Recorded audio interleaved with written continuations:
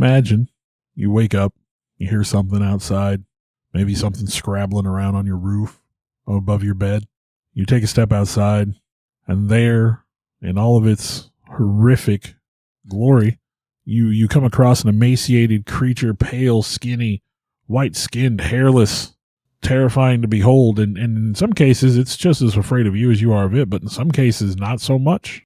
If that story sounds familiar, you've probably heard of the Rake. This creature is out there on the internet and on YouTube. You may have seen him before, but we're going to dig into that story tonight. From a child born into this world, we are taught what to believe. Closed-minded we become, fearful to be deceived. Still we desire to know what lies beyond that locked door.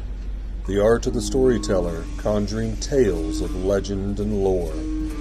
History hidden, lost knowledge, things forgotten and the unknown. These are the things that direct us and will set the tone. Welcome, friends, to another episode of Nightmares on the Lost Highway.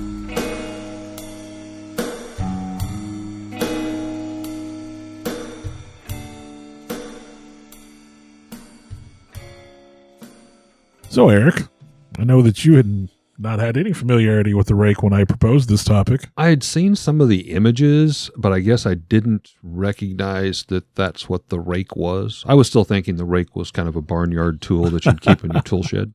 It is kind of a simplistic name for this creature. So, some claim that there are references of the Rake dating all the way back to the 1600s, and we'll get to those stories. But first, I want to give you an idea of what you're looking at, what we're talking about when we talk about the Rake. Creepy. Is a unnaturally tall and skinny creature, hairless and pale-skinned, usually moves in sort of a strange and disjointed manner. And when I say that, I mean like the herky-jerky, strange movement. I mean very, very horror movie. Yes. Almost like movement. Broken bones, dislocated as it's moving. Usually it's hunched over. It has long arms that end in clawed hands. And the hands are usually described as very wide, at least 6 inches. So that's, And I think that's kind of where it gets its name, like the Rake, literally. Typically, all of the teeth are dirty, rotten, and broken. The eyes are just pure black, which I think we've talked about this in other podcasts, but there's sort of a primal fear in human beings of a creature whose eyes are all black. It sort of triggers terror when you see it. Like no soul. And of course, it's very stereotypical of the little gray alien to have the all black eyes. When I first started researching, I was picturing Gollum out of Lord of the Rings, but a larger version and more horrific. The legends claim that those who look the Rake in the eyes become its target, and that encountering the Rake may also cause recurring nightmares of the creature. It's just haunting, honestly. And when you see it, I believe my first exposure to it, and I'll go ahead and just give this little anecdote, and then we can go back and delve into the history of the Rake. I found a YouTube video, and the way it was described was something like a Mexican man finds fallen angel or something like that. I think I saw that, yes. I was like, oh man, that's interesting. That pulls you in. And this guy's wandering through a field, and he's got his camera, and they're swinging their flashlights around, and they find some blood in the field, and they follow this trail, and then he shines his light up in a tree. And there's this creature, you can see this hunched over shape, and it turns its face very human-like, and just these 2 pinpoints of light where its eyes should be. And I mean, he freaks out. Honestly, I mean, I kind of got chills just describing it. And I remember my first reaction to that. Now, of course, when I went to show my friends, I found a different version of the video which sort of undermined the chill that I got the first time I saw it, because as the creature turns to look at the camera, a speech bubble appeared beside its head that is like, oh, hey, I'm a scary mofo, right?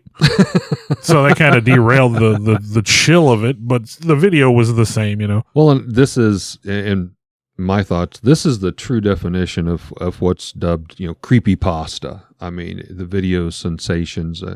It's very Blair Witch-ish. Yeah, it's got a strange origin. So let's travel back a bit. The first account documented of the Rake was in a mariner's log from 1691. This is the first time the Rake's ever referred to by name, although I don't think he was using it to call the Rake the Rake. It wasn't the creature's name at that point in time. Right. The Rake used to have a different connotation, which was kind of a roguish type character. So I think it was meant more to describe like, oh, this fiend, Well, and I'd heard it even referenced to the rake as a wraith-like. Again, when you make eye contact, the wraith is coming for your soul. So maybe getting some of its origins from those old mythology tales. So in the Mariner's Log, and here's a quote: "He came to me in my sleep, from the foot of my bed. He took everything. We must return to England. We shall not return here again at the request of the Rake." Now, they had landed in the New World only weeks before that, and they did leave never to return. So, again, maybe the Rake was a New World creature. And for those of you who aren't familiar with those terms, of course, New World is the Americas, North America, South America, whereas Old World is seen as, Europe and Africa. Because, again, as those people sailed the world, it's a very Eurocentric kind of thing. But we were new. America was new at that point. That landmass, North America, South America. Well, so many people didn't even know we were here. They thought if they sailed off that way, they'd just literally drop off the face of the earth, so as if that wasn't scary enough. And it's like, yes, sir, let me on the ship. So the next account was written in the 1800s. And this is kind of the first true description of the Rake that we see today, was found in a Spanish journal. And here's the quote: "I have experienced the greatest terror. I have experienced the greatest terror. I have experienced the greatest terror. I see his eyes when I close mine. They are hollow, black. They saw me and they pierced me. His wet hand. I will not sleep. His voice." And then after that, the text becomes unreadable. So again, you have the Rake getting into these people's heads, kind of driving them to, I don't want to say madness, but definitely some kind of I could almost envision that as fear. like a fever seizure. This poor guy, maybe had the plague or whatever. And I mean, let's face it, if any of us has ever been deathly ill, I know when I had the whole COVID thing, I had some feverish, nightmarish dreams that were pretty crazy. Now, see, I am a person who is routinely plagued by nightmares. So whether that's says something about my psyche or not. So for me, a nightmare is not an uncommon experience. And I know for some people, they absolutely are. Like most people don't have, nightmares on a regular basis. I would say that I do. I have recurring nightmares sometimes. I know I used to as a child a lot, but as I've gotten older, I still have them, but not maybe 2 a year or something. I've never had the experience of the fever dream because sometimes I just have, horrifying dreams. Just chalk regardless. it up to it's just another night. Haunted house dreams, monster dreams. I mean, or even the normal everyday terrors of your family being in danger, your home being invaded. With any good horror story, or much less if it was made into a movie, I think it would be different for everyone. If you make eye contact with the Rake, as you were saying, and it's coming for your soul, it's whatever scares you. What is your deepest, darkest fears and secrets? Maybe that's what would plague your nightmares until it would just drive you insane. And then the Rake would win and take your soul. Yeah. And again, that's very cinematic. Oh, yeah. So in 1964, there was a suicide note found that it allegedly documents the author claiming to have committed suicide because he's driven by, this fear from repeated encounters with the Rake. And he knows that the creature is going to torment him if he doesn't take drastic measures. And so this person ends their own life to escape the Rake.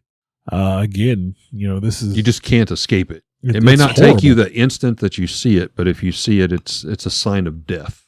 Now, sightings in what we would call modern times allegedly began in 2003 in the northeastern United States. Specifically, upstate New York seemed to have more documented encounters. But there were sightings in other places, including at least one documented sighting in Idaho. Now, in 2006, an internet group begins collecting accounts of the Rake.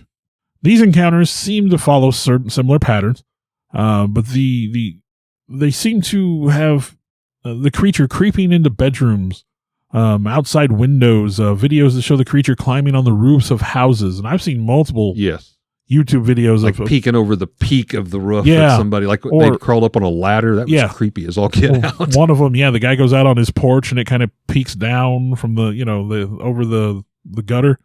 Now I've got a few anecdotes that I just picked out that to kind of give you an idea of what the Rake is all about. So one observer was hidden under his blanket and he stayed still as possible. He knew there was a presence in his bedroom. He could see the outline of the creature through the fabric. Described it as what he called like a hairless dog, only larger, with a warped body and long disjointed arms. So there's that disjointed phrase again. It walked across the floor and crawled out of sight. And then, so his mother came down and asked him, what was going on. And then he needed to come look at something in the hallway. And when he did, he saw that the wall was covered in scratches made by hands at least 6 inches wide. So there is, it's a terrifying creature, not necessarily there to hurt you, but definitely there to torment you. Well, in the research I did, the rake is definitely, if nothing else, violent. Obviously it has these huge claws. It wants to lacerate you and tear you up. But as we were talking about, it moves silently, stealthily, like the perfect assassin. As you stated, it seems to be able to maybe dislocate its limbs, fit through areas that it shouldn't be able to. Yeah. I saw one video where it showed the supposed rake coming through like a cat door, and literally like it dislocated its arm and its shoulder, and then its head kind of comes through. And this kid is downstairs, I assume, like got up in the middle of the night to go get a midnight snack. It's like right out of a horror movie. And he sees this, this dog and this cat kind of whimpering and whining and crying. And here this thing is crawling through the cat door. It comes up through drains, I heard, possibly. Yeah, it seems to be able to get places where you shouldn't be getting, on roofs. And I've seen like videos, a spider climbing. Yeah. Yeah, I've seen videos of it in like, the little culverts that go under the road and things. Oh, yeah. Like this guy gets everywhere. So another anecdote, someone woke up late at night feeling watched. They rolled over and saw something standing by their bedside. It was tall, but looked as if it had a broken back or slouched over.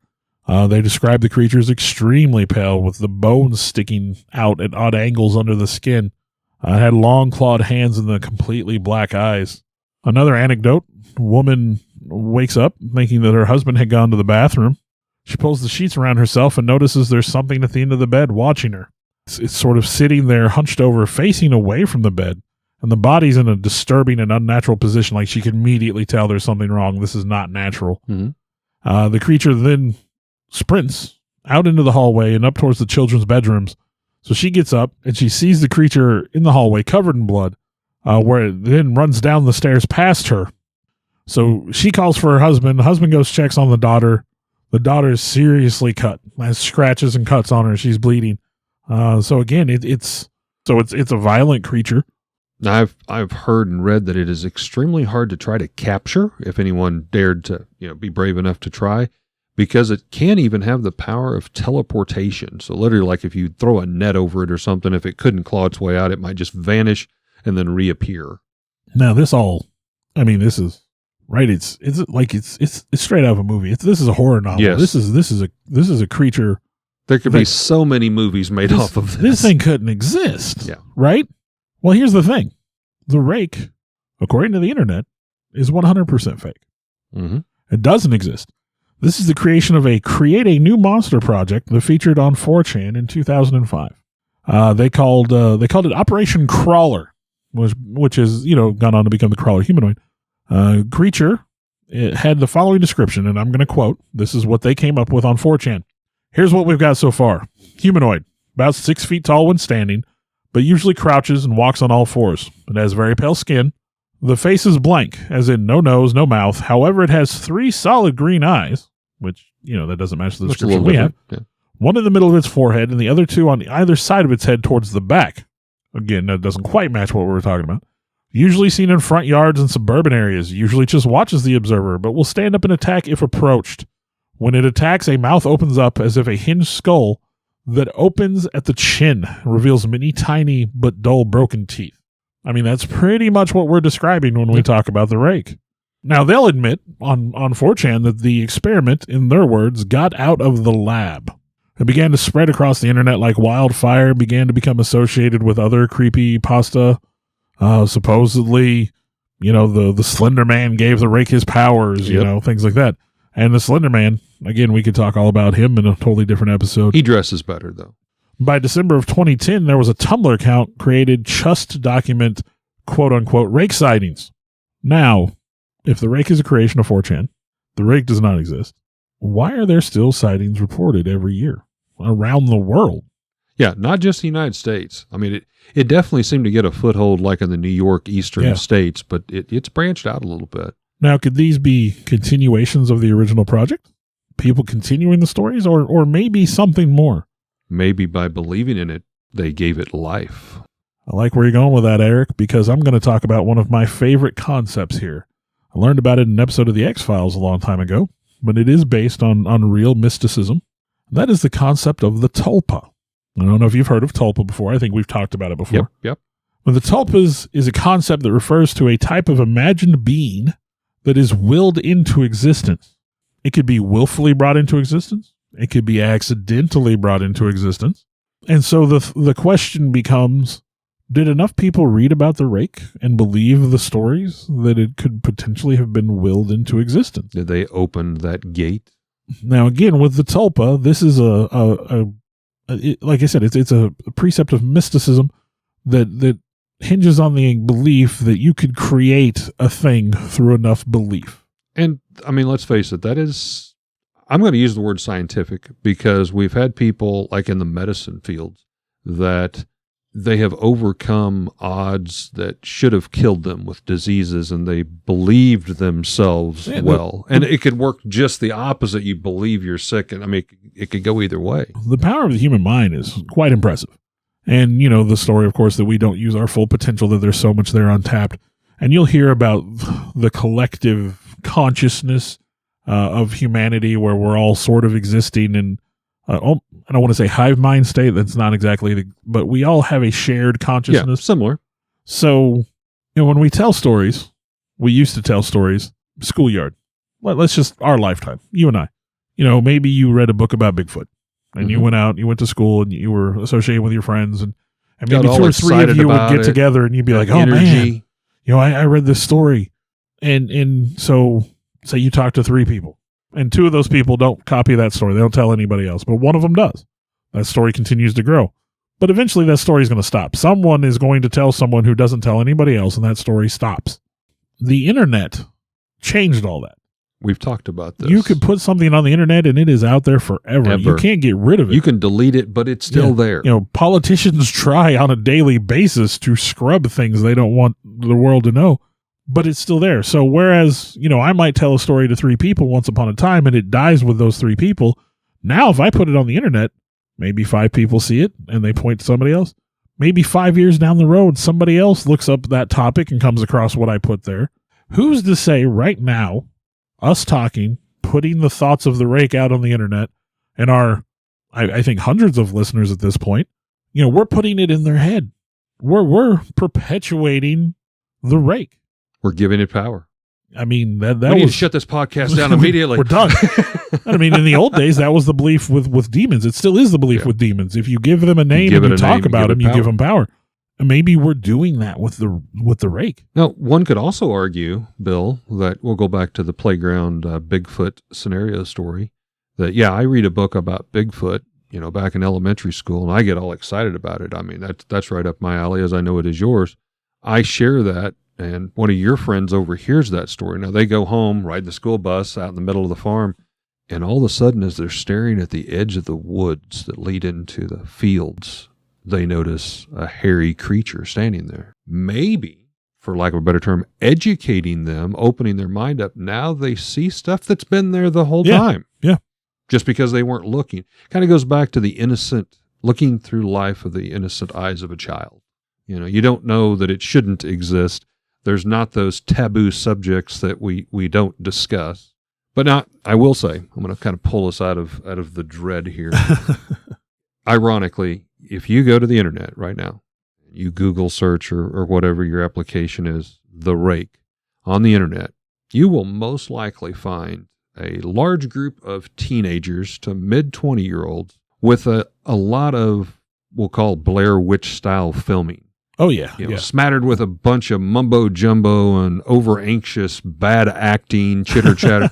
There were some of the videos I watched, like, I mean, you're like, okay, this looks interesting. It's got these 2 guys. Of course, it's dark, and they've got their flashlights. Did you hear that? There's something over here.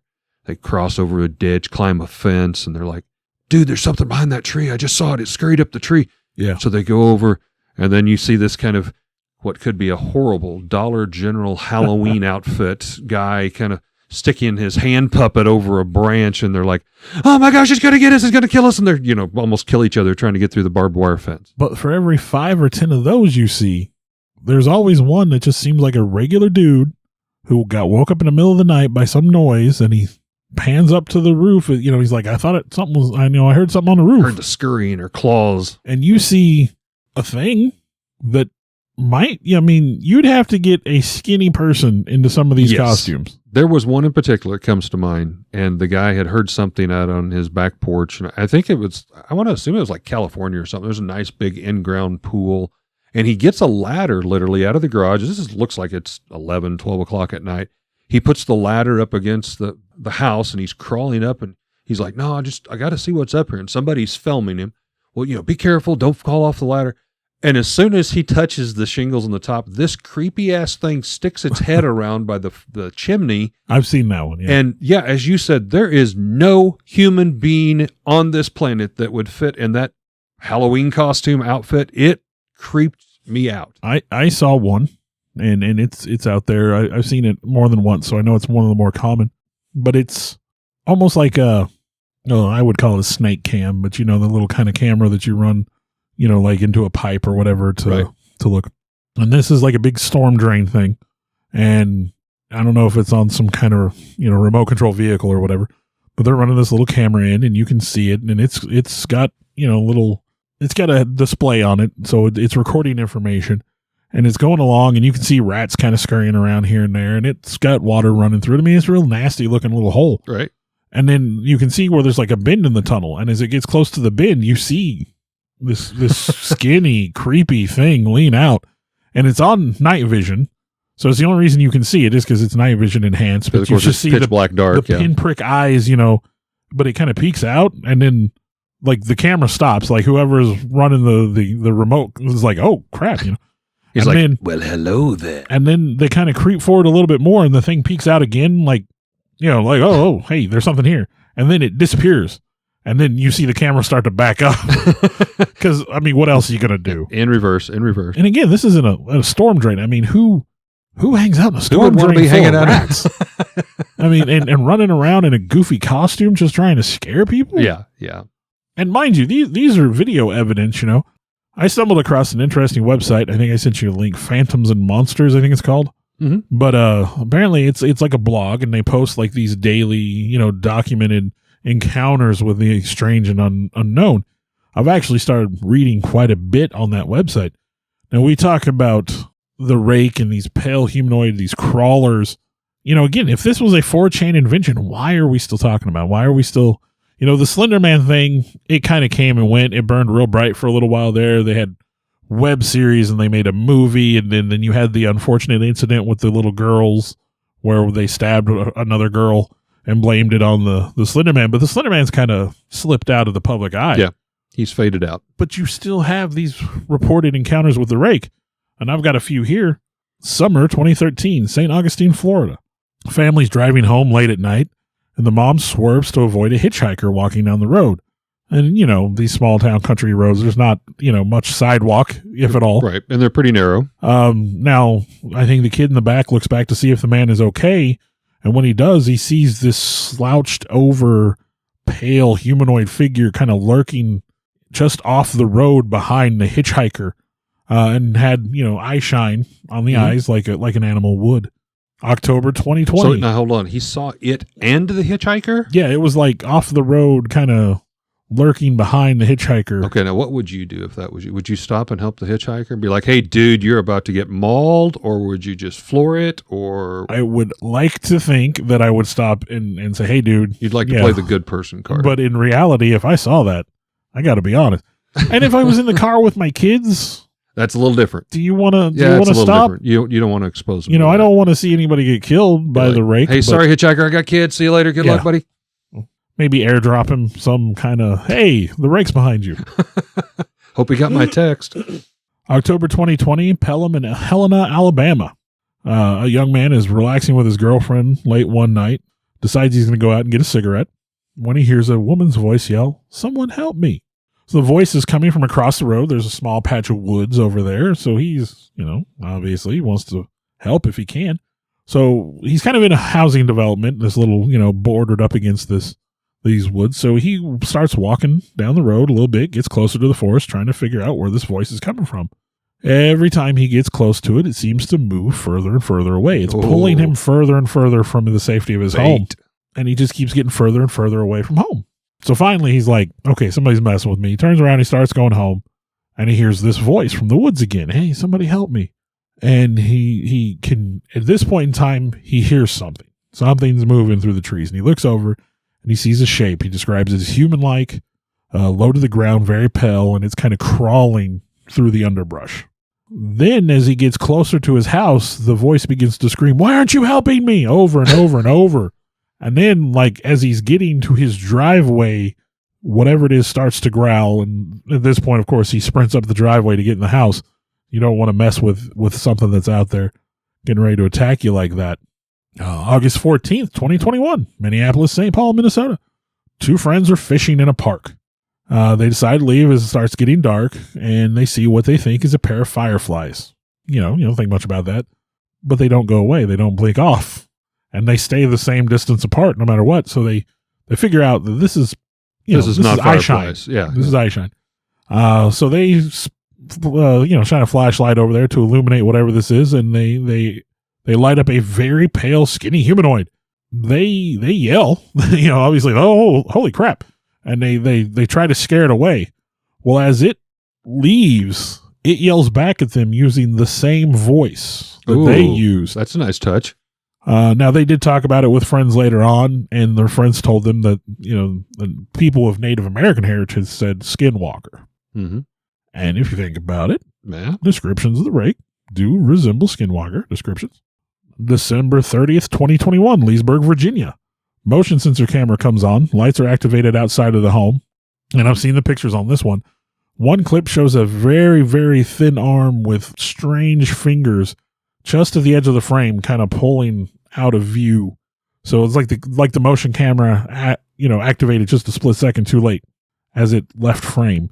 And I've seen the picture. It's kind of fuzzy, kind of hazy, but it is a weird looking hand. Now, I saw one similar to this, and I believe it was in Atlanta, Georgia, and I want to say it was about 2020. It was the driveway, and it was in between a big jacked up black pickup and a car. And again, motion light sensor camera kicked on, and there was this creature, and it definitely looked staged. It was like front and center stage, but imagine a small child, probably about the age of 7, just skin and bones, but arched back, belly button to the sky, walking, kind of backwards on all fours. Ugh. I don't know. It kind of looked like a small Ethiopian child walking reversed. It was pretty creepy, but it stopped and kind of went over to the car and then kind of went over by the truck. And then it just kind of disappears off to the side. And of course, they were like, ooh, we caught the rake. I didn't see any claws or anything, but it was like, I don't want to go out in that neighborhood. So I got one last, recent, December 31st, 2021, in, I may get the name here wrong, but Rouen, France. A young lady was walking home from a New Year's Eve party. She's following a path through a park that went through a small section of forest, and up ahead she saw someone sitting on a park bench. So she approached. She noticed this person was very tall, very pale, clearly not human. And so obviously she's unnerved by this, so she doesn't stop. She just walks right on by, keeps on walking. She gets about, in her words, 100 meters away from the forest, and she hears a whistle, as if someone is trying to beckon her into the forest. So again, similar to that, hey, why aren't you helping me? Mm-hmm. Someone trying to lure her off the path, which she, of course, ignored, made a beeline for the house and just said the heck with it. So, the Rake here, again, did we create it? Because, a 4chan, a creation of the internet, but people still claim to see it all the time. And like I said, the internet, YouTube is populated with videos of the thing. We're at a ripe age of as you mentioned, like in France. Again, you go back even 50 years, much less 100 years. The fact to tell a story in the Americas to get to France, weeks, if not months. And now it's like seconds. And so, yeah, are we creating a mysterious silent stalker? And with the internet, are we keeping it alive and growing, making it stronger and stronger? I don't know. I think it's very plausible. Well, we hope that you enjoyed this tale of the Rake. Is it a new creature? Is it an old creature? Is it one we simply imagine? Is it one we're giving power to? The verdict's still out. We'll let you be the judge. But thanks for listening to another episode of Nightmares on the Lost Highway. We'd like to give a shout out to our first paying sponsor, Raven's Loft. That's our family shop here located in Lebanon, Missouri.